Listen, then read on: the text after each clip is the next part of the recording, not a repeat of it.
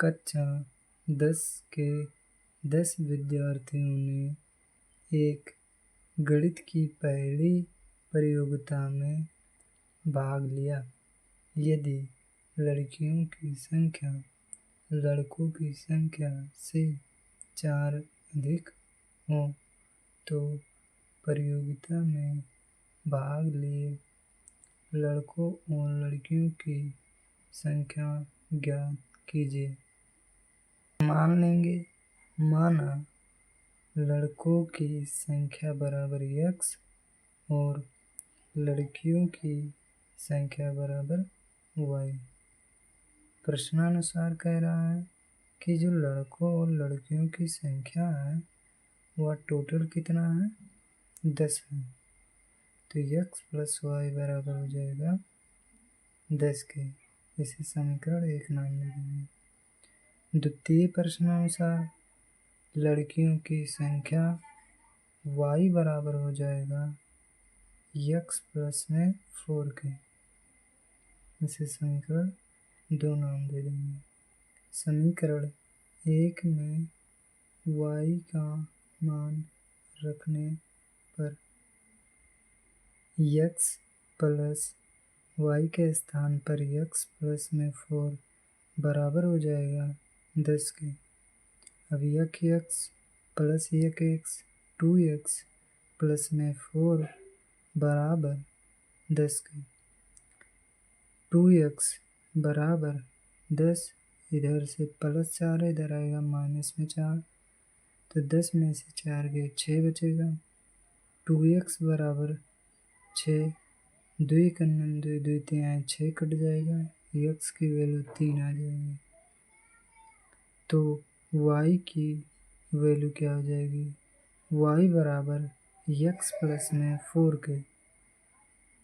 x की value 3 है plus 4, तो y की वैल्यू 7 हो जाएगी। चूँकि इस सवाल को ग्राफीय विधि से हल करना था, तो ग्राफीय विधि से हल करने के लिए दोनों समीकरणों के कम से कम 2 हल होने चाहिए। तो समीकरण 1 से x प्लस y बराबर 10 के, तो यहाँ से हम y का मान निकाल लेंगे। क्योंकि यहाँ भी y है इसीलिए हम यहाँ पहले y ले रहे हैं ताकि दोनों और बराबर रहे। तो y का मान ले लेंगे, तो ये x उधर जाएगा तो माइनस में हो जाएगा। यहाँ समीकरण 2 लिख लेंगे। अब यहाँ एक कॉलम बना लेंगे x बटा में y, x और y का एक कॉलम बना लेंगे। यहाँ x का मान रखते जाएंगे और y का मान मिलता जाएगा। अब x का मान कितना रख सकते हैं, तो 10 से छोटा x का मान रख सकते हैं। जितने छोटा रखेंगे उतने छोटा ग्राफ बनेगा, जितने बड़ा करेंगे उतना बड़ा ग्राफ बनेगा। तो यहाँ अपने मन से आप चाहे जो वैल्यू रख सकते हैं, बस इससे छोटे होने चाहिए। तो हम x की वैल्यू अगर जो यहाँ 6 रखता हूँ तो 10 में से 6 जाएगा, तो y की जो वैल्यू आ जाएगी वह 4 आ जाएगी।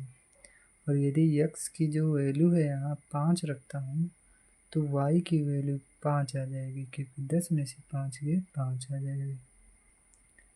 वैसे इसके लिए भी निकाल लेते हैं। तो x की वैल्यू अगर जो मैंने 1 रख दी तो y की जो वैल्यू हो जाएगी वह 4 1 5 हो जाएगा। ऐसे ही अगर मैंने x की वैल्यू को 0 रख दिया तो y की जो वैल्यू हो जाएगी वह 4 हो जाएगी। अब हम इसके अकॉर्डिंग ग्राफ बनाएंगे। तो y का जो अधिकतम मान है वह इसमें 5 है, तो इसे ले कर जाएंगे, और x का अधिकतम मान इसमें 6 है, तो हम ग्राफ खींच लेंगे।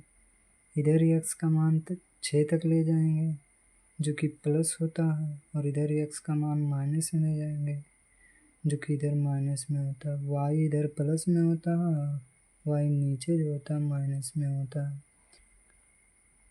अब इसी वैल्यू को यहाँ रखते हैं। तो x की वैल्यू को हमने 6 लिया और y की वैल्यू को 4, तो y की वैल्यू को 4, तो निर्देशांक एक बनेगा हमारा 6,4। इसमें 6 मैंने पहले इसलिए लिखा क्योंकि x का मान पहले लिखा जाता है, इसलिए इसका निर्देशांक 6,4 हो गया।